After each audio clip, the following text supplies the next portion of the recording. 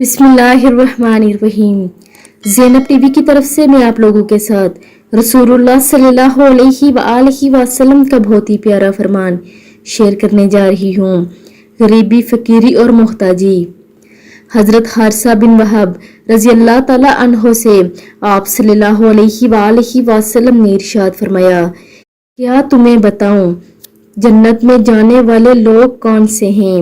صحابہ اکرام نے عرض کیا، کیوں نہیں؟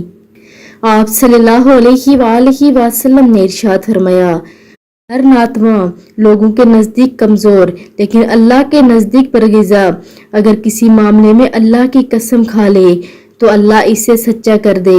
پھر فرمایا، میں تمہیں جہنم میں لے جانے والے لوگوں کے بارے میں نہ بتاؤں؟ صحابہ اکرام نے عرض کیا، کیوں نہیں؟ آپ صلی اللہ علیہ وآلہ وسلم نے ارشاد فرمایا، ہر جھگڑالو، بد اخلاق اور تکبر کرنے والا جہنم میں جائیں گے۔